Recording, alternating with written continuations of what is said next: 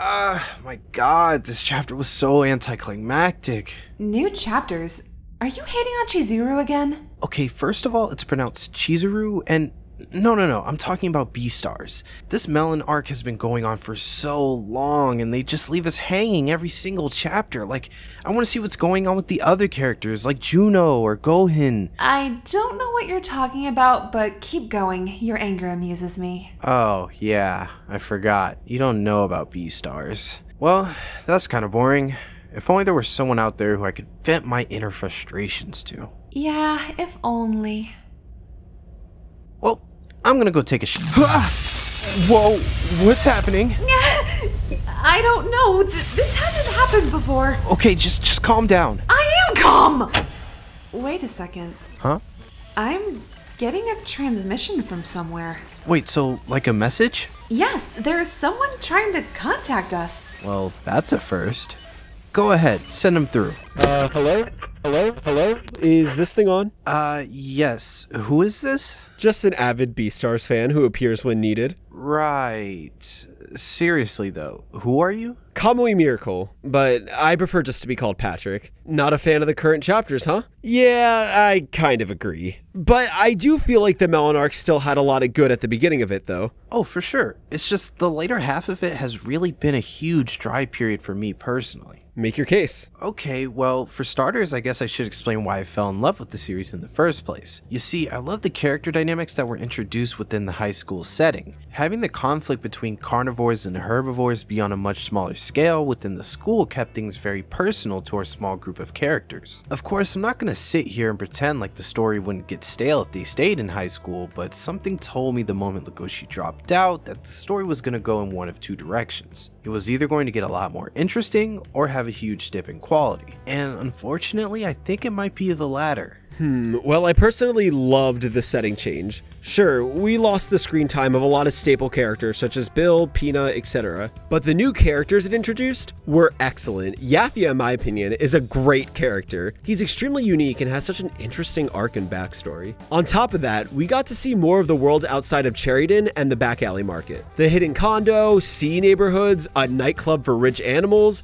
We got to see some pretty cool stuff. The beginning of the life as a high school dropout arc / the beginning of the revenge of the love failure arc were great. Oh yeah, don't get me wrong. I like some of the choices that were made. I love getting to learn more about the world outside the school and just seeing Legoshi learn how to be a proper adult. Those smaller moments made the series for me personally. Learning more about Liano, Gosha, and even Yafio was by far the best parts of the series for me. Hell, there's even one chapter that left me devastated to the point where I couldn't believe what I was seeing. On chapter 148, when Haru spends the night at Legoshi's apartment and you share that sudden realization that Legoshi has when he wakes up, my heart literally sank to the bottom of my gut because I really thought that he ate her for a second. That's where I truly had that moment of sitting there and thinking, damn, I really care about these characters. You know what I mean? Yes, that did hit hard too. But that was also when Peru began to get a little heavy on the fake out deaths. Like, remember when Ibuki died? How sad that was?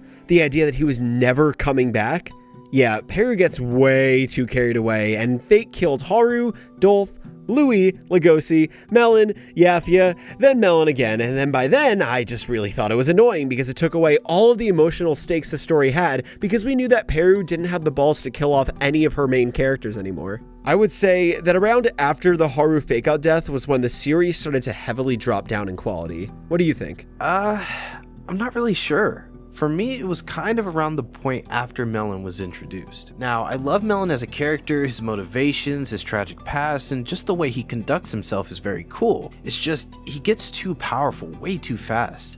I loved it when it was just a game of cat and mouse where Legoshi and Yafia were just scouting him out like it was a buddy cop type of thing. That dynamic was definitely something I wish we saw more of. Yafia's urge to take Legoshi under his wing was super interesting, especially when you found out the backstory with him falling out with Gosha. I'm not sure how long they could have drawn out that plot line. If it were done the right way, I feel like it could have been a lot more suspenseful compared to what we got. Since we're on the subject, what are your overall thoughts on Melon? Despite being a departure from the morally gray antagonists and just being full on evil, is actually still a really fun villain for the series. He's got a lot of crazy moments and a really interesting interesting dynamic with Legoshi, representing the possible struggle that Haru and Legoshi's child could have to go through. You know, Melon's overall character is pretty great until the climax when his character just becomes extremely inconsistent, but he's still enjoyable to watch. But look, my take on it is the story starts to change for the worse with the circumstances surrounding Melon, not exactly Melon himself. Suddenly with Q's introduction, the story became about training to beat Melon, and honestly, I didn't really care for it. Q, I really wanted to like her, but I felt like she barely even had much of a character because it was barely fleshed out, and also she really wasn't utilized much. Peru had something going with her being sad about her background as livestock. That's a really interesting arc, but then it just stops and goes nowhere. It seemed like the sole purpose of her character was just to create extra drama and stakes for the final fight.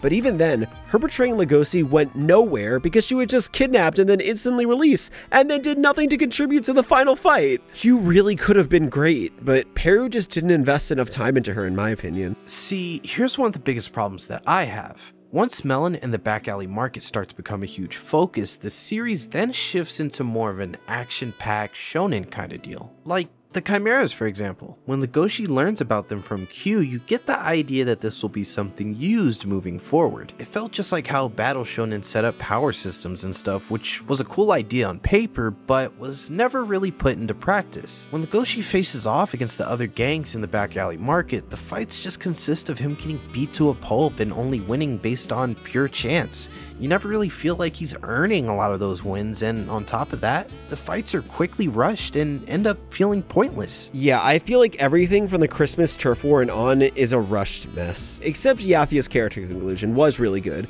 But yeah, other than that, the way that it all ended was just meh. A Melon fake out death, and then a Yafia fake out death? Seriously, Peru? I'm sorry, but overall, the way that this arc ended was just underwhelming as hell. You can say that again. Those fake out deaths really did lose their touch by the end, and now that you mention it, they did happen a lot. I know that to a lot of people watching this, we may seem like we're trashing on the series, but I think I speak for both of us in saying that we are only criticizing it because we love it. I'm still excited every week when a new chapter comes out and only want what's best for the series. So, Patrick, what are your closing thoughts on the Melon arc? Did it live up to the hype in your eyes, or? God, no. And what sucks is how well it started out.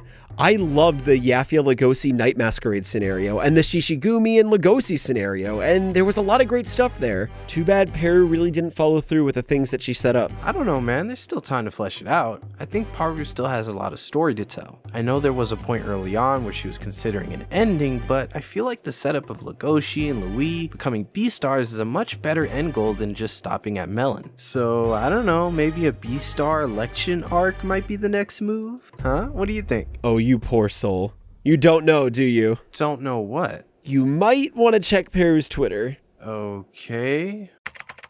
Wait, what? Hey, you made it to the end of the video. So I've been wanting to make this video for quite some time, and with Beastars suddenly coming to abrupt end, I guess there's no better time to make it than now. I know a lot of fans are heartbroken and aching for more Beastars content, and trust me, I'm right there with you. This series could have gone a lot longer than it did. But the best thing we can do is show Paru some love, whether that be on Twitter or just making videos like this and keeping the conversation going. So what I want you guys to do for me is comment your favorite single moment from Beastars down below, and let's just keep the conversation going. Another thing, if you could do me a favor and check out Kamui Miracle's channel, he does amazing Beastars content, and don't forget to check out Dahlia on Twitch as well. She's the lovely voice of the ship. Please go show both of them some love. I would really appreciate it. Thank you again for watching, and I will see you guys next time.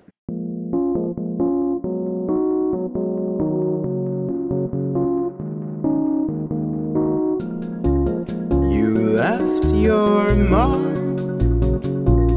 Yeah, you were here. You left your scar.